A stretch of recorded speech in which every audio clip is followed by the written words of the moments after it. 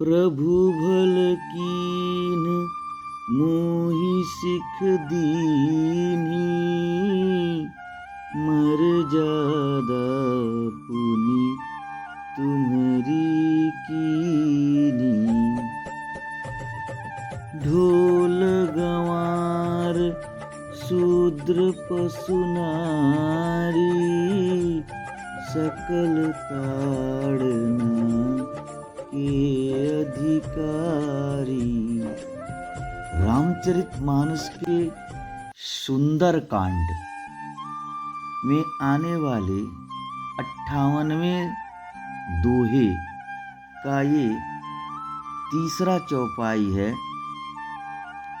इस चौपाई का अर्थ है, समुद्र कहने लगे, हे प्रभु, अच्छा किया कि आपने मुझे दंड दिया, परंतु जीवों का स्वभाव भी तो आपने ही बनाया है। ज्ञानी मुनि ने समुद्र की वाणी का वर्णन करते हुए कहा है कि जब तक ढोल को दंडित नहीं किया जाता है तब तक वह बजता नहीं है, अर्थात ढोल को बजाने के लिए उसे पीटना पड़ता है।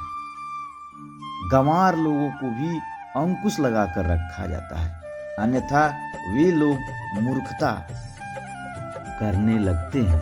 शूद्र अर्थात वह व्यक्ति जिसका कर्म अपवित्र है, उसको यदि वश में करके नहीं रखा गया तो वह ऐसा कर्म करने लगेगा जिससे जीव की पवित्रता समाप्त हो जाएगी। पशु तो बुद्धिहीन है, उसको वश में करने के लिए बल का प्रयोग करना पड़ता है। उसी प्रकार से नारी के विषय में ज्ञानी मुनि कहते हैं, वैसे तो नारी आदि शक्ति की प्रतीक है, परंतु वही नारी आसुरी प्रवृत्ति के लोगों की जननी भी है।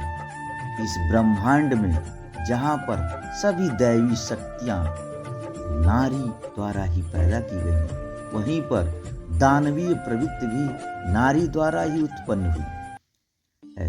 अतः आसुरी प्रवृत्ति की नारी को वश में करने के लिए बल का प्रयोग आवश्यक है। ढोल गंवार शूद्र पशु नारी, सकल ताड़ना के अधिकारी। इसमें एक एक शब्द के अर्थ को हम स्पष्ट कर रहे हैं। ढोल वाद्य यंत्र है। ढोल को हमारे सनातन संस्कृति में उत्साह का प्रतीक माना गया है। इसके थाप से हमें नई ऊर्जा मिलती है, इससे जीवन स्फूर्त में उत्साहमय हो जाता है। आज भी विभिन्न अवसरों पर ढोलक बजाया जाता है, इसे शुभ माना जाता है।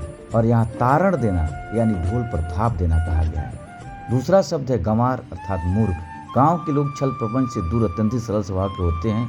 गांव के लोग अत्यधिक परिश्रमी होते हैं, जो अपने परिश्रम से धरती माता की कोख से अन्न इत्यादि पैदा कर संसार में सबका भूख मिटाते हैं। आदि अनादि काल से ही अनेकों देवी देवता और संत महर्षिगण गांव में ही उत्पन्न होते रहे। सरलता में ही ईश्वर का वास होता है कि जब कोई मूर्ख दंड हो जाए तो समस्त धर्म के विरुद्ध आचरण करता है, उन्हें शिक्षा देना और दंड लगाने का विधान कहा गया है। तीसरा, यहाँ इस श्लोक में शूद्र वर्ण की बात नहीं कही गई। यहाँ क्षुद्र यानी निकृष्ट व्यक्ति को शिक्षा और दंड लगाने के विधान के बारे में कहा गया है, जिससे उसे नियंत्रित किया जा सके। चौथा, पशु जो एक निश्चित पास में रहकर हमारे लिए उपयोगी हो, कि जो पशु दंड हो जाए उसको नियंत्रित करने के लिए दंड का विधान किया गया है।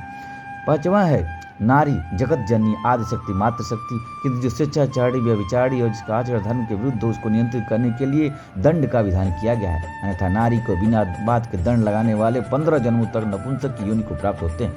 अब यदि कोई व्यक्ति समुदाय विधर्मी और पाखंडियों के कहने पर अपने ही सनातन को माध्यम बनाकर उसे गलत बताकर अपने स्वार्थ सिद्ध करता है, तो ऐसे विकृत मानसिकता वालों को भगवान सद्बुद्धि दे तथा सनातन पर चलने की प्रेरणा दे। ज्ञात रहे, सनातन सबके लिए कल्याणकारी था, कल्याणकारी है और सदा कल्याणकारी ही रहेगा।